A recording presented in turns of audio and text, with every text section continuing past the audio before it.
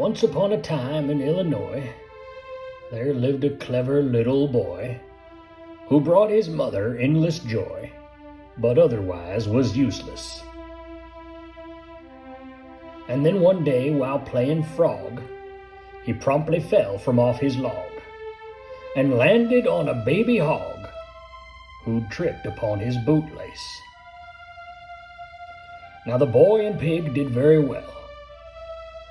They made the child's father yell, while all along the glorious dell they ran and played policemen. They investigated all the cows, interrogated all the sows, and the farmer raised his blond eyebrows for no apparent reason. And the pig became the boy's best friend. But all good things must surely end.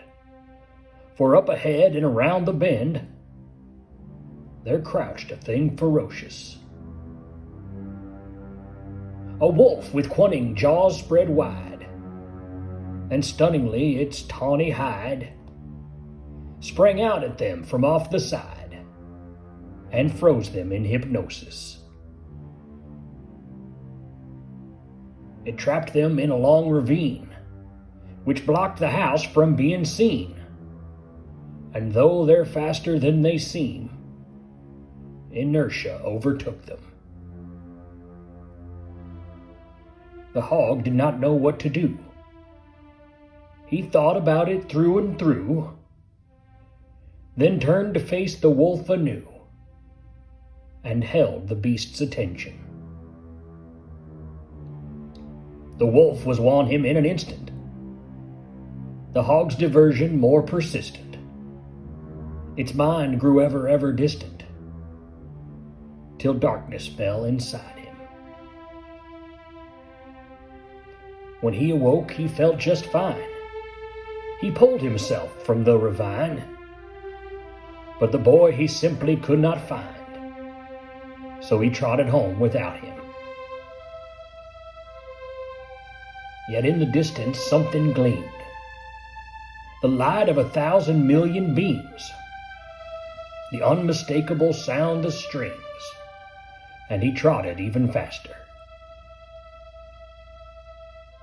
Soon he saw a tower gate, made all of brick and ramrod straight, with spires quite immaculate, upon a golden pasture.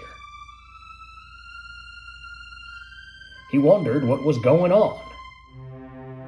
The gate was guarded by a swan, and just inside was the greenest lawn, beyond the lawn a hedgerow. He told the swan the story how he'd saved the boy by being chow. The swan, impressed, then said aloud, "You must be quite the hero." Then out upon the mud-paved streets, the cows were serving frozen treats, and there were even sweeter sweets within the whitewashed farmhouse. The animals were inside too. It was something like a zoo, with moo and neigh and doodle-doo, from buffalo to church mouse. All were doing as they liked. The cats were mewing with delight. The hens were having playful fights, since that's what they'd the knack for. The porcupines performed a jig. Their quills began to zag and zig. The swan sighed softly at the pig, then showed him out the back door.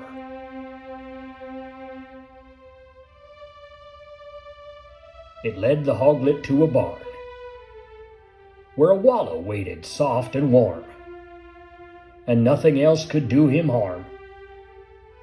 So rested he contented. Before you know, some others found him all alone and very round. his head relaxing on the ground. Their greetings they presented. Before the pig could quite react, a sound was heard from near the back, just behind the lumber stack. A cheerful voice delivered it. "I'm your Uncle Frederick Green. I saw you fight in the ravine. I have to say I've never seen such courage from a piglet." "But where's the boy?" the piglet said. "Who?" said Great-Grand-Uncle Fred. "There was a wolf, but is he dead? And where in heaven are we?" "Well, well," he said, "let's go find out." He lifted up his porcine snout, then sniffed the air and looked about. "Let's find the bricker, shall we?" "The who?" said Hoglet, trotting up. "The bricklayer will know what's up. He's splendid as a china cup, but not quite as pretentious." Then all of a sudden he was there, standing in the evening air, and another pig without a care stood by him near the fences. The second pig was proud, in fact, and sturdy too, for on his back a mound of sticks were in a pack to keep the little twigs in. The Hoglet said, "I thought there were 3 of you by your chinny fur, who let the wolf not through your dur, and therefore saved your pigskins." The bricklayer then said aloud, "If you seek for us, we'll be around, but the big bad wolf shall not be found. So the third one does what he wants." "The young one has a question, sir, to ask of you, since I'm not sure. It seems that back from where we were, he knew a clever lad once." "Ah, yes," the bricker said at last, a knowing smile forming fast. "I recall the laddie from your past. He has a small surprise planned." He nodded to the left, and then the front door started open when a shadow stood where it had been, looking out across the farmland. The pig looked up and thought he saw the handsome farmer, big and tall. On second thought, not him at all. Instead, the boy, all grown up. He'd the bearings of an older man. His eyes were bright, his skin was tan. "Time's different here," the lad began, "since first you may have shown up. But I never got to thank you when you saved me from that wretched end. To turn your back on such a friend was just, I guess, not in you. Now let me state for what it's worth."